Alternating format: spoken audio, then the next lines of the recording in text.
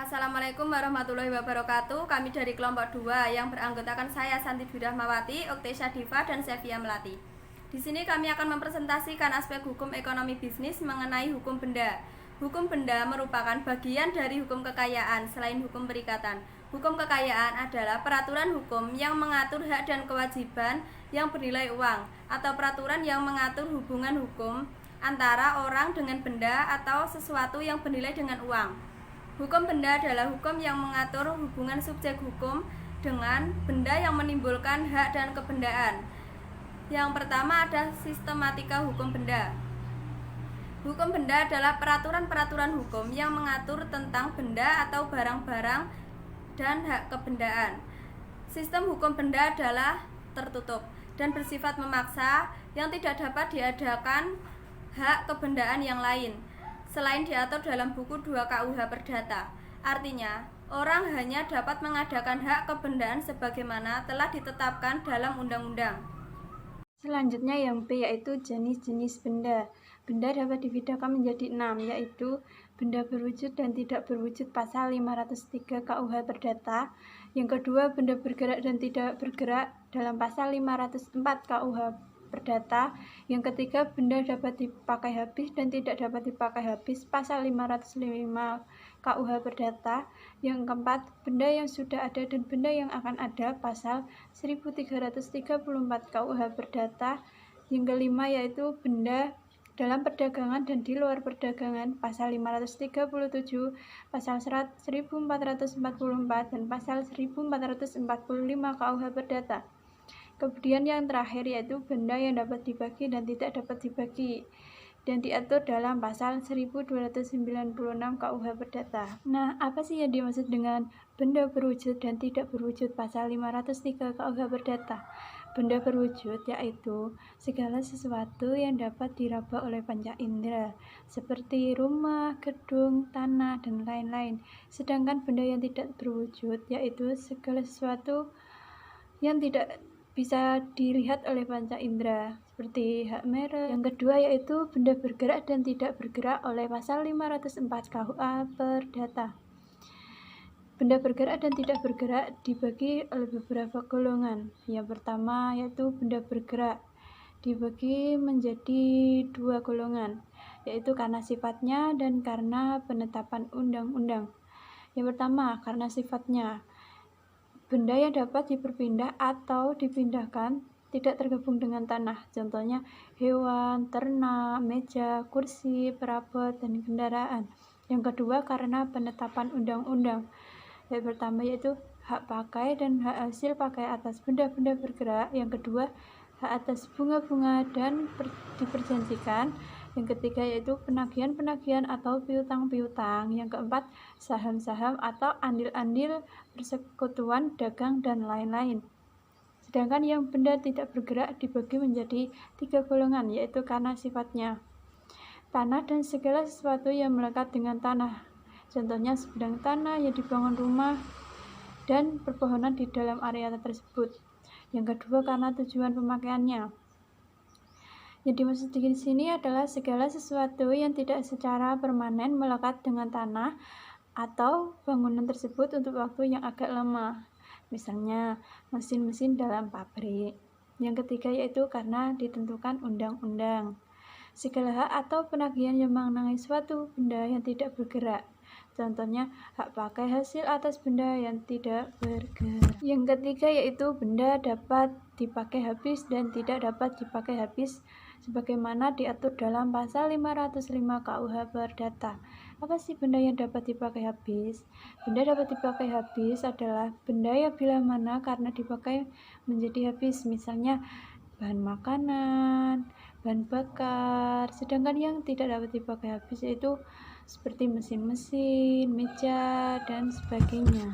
Yang keempat yaitu benda yang sudah ada dan benda yang akan ada yang diatur dalam pasal 1334 KUH Perdata. Barang yang sudah ada itu barang yang ada pada sekarang, sedangkan yang benda yang akan ada itu benda yang akan datang atau mendatang, seperti hasil panen, anak lembu yang akan lahir, Sedangkan yang kelima yaitu benda dalam perdagangan dan di luar perdagangan yang diatur dalam pasal 537, pasal 1944 dan pasal 1445 KUH Perdata. Kemudian yang terakhir atau yang keenam, benda yang dapat dibagi dan tidak dapat dibagi yang diatur dalam pasal 1296 KUH Perdata. Apa sih benda yang dapat dibagi dan tidak dapat dibagi? Benda yang dapat dibagi adalah benda yang dapat dibagi tanpa kehilangan sifat atau turun nilainya, misalnya tanah. Sedangkan dan tidak dapat dibagi yaitu benda yang oleh karena akibat bagian itu, sifat benda itu menjadi hilang dan merosot nilainya. C. Asas-asas umum dalam hukum benda menurut Sri Sudewi. Yang pertama, hukum benda merupakan huinjeret atau hukum pemaksa. Berlakunya aturan itu tidak dapat disimpangi oleh para pihak. Yang kedua, dapat dipindah tangankan. Semua hak kebendaan dapat dipindah tangankan kecuali hak pakai. Yang ketiga, ada asas individuality. Objek dari hak kebendaan adalah selalu barang yang dapat ditentukan. Artinya, orang hanya sebagai pemilik dari barang yang berwujud. Yang keempat, ada asas totality. Hak kebendaan selalu diletakkan atas keseluruhan objek. Yang kelima, ada asas on split berhit atau tidak dapat dipisahkan. Yang berhak tidak dapat memindahkan sebagian wewenang suatu hak kebendaan. Yang keenam, ada asas priority. Semua hak kebendaan memberi wewenang yang sejenis dengan wewenang dari hak milik sekalipun luasnya berbeda. Yang ketujuh, ada asas fermenting atau pencampuran. Adalah hak kebendaan yang terbatas. Yang kedelapan, ada perlakuan terhadap benda bergerak dan tak bergerak itu berlainan. Yang kesembilan, ada asas publicity atau pendaftaran dalam register umum. Yang kesepuluh, ada sifat perjanjian, merupakan perjanjian untuk mengadakan hak kebendaan. Selanjutnya D. Hak kebendaan. Hak kebendaan adalah hak mutlak atas suatu benda di mana hak itu memberikan kekuasaan atas suatu benda dan dapat dipertahankan terhadap siapapun juga. Kemudian lawan dari hak kebendaan adalah hak perorangan. Nah, suatu hak kebendaan memberikan kuasa atas suatu benda, sedangkan suatu hak perorangan memberikan suatu tuntutan atau penagihan terhadap seseorang. Oke, kemudian yang selanjutnya yaitu E. Hak kebendaan yang memberikan kenikmatan. Nah, hak kebendaan yang memberikan kenikmatan ini yaitu hak dari subjek hukum untuk menikmati suatu benda secara penuh. Hak kebendaan yang memberikan kenikmatan dapat dibagi menjadi dua, yaitu yang pertama hak kebendaan yang memberikan kenikmatan atas bendanya sendiri, seperti hak milik atas tanah, hak milik atas benda yang bergerak atau benda yang bukan tanah, dan lain-lain. Kemudian yang kedua yaitu hak kebendaan yang memberikan kenikmatan atas benda milik orang lain, seperti hak guna usaha, hak guna bangunan, hak sewa, dan lain-lain. Hak kebendaan dibagi menjadi dua atau dibedakan menjadi dua. Yang pertama, hak kebendaan yang bersifat memberikan jaminan, dan yang kedua, hak kebendaan yang bersifat memberikan kenikmatan. F. Hak kebendaan yang memberikan jaminan. Menurut pasal 1131 KUH Perdata, pembantuan bahwa jaminan adalah termasuk seluruh kekayaan debitur yang sudah ada atau yang baru akan ada di kemudian hari.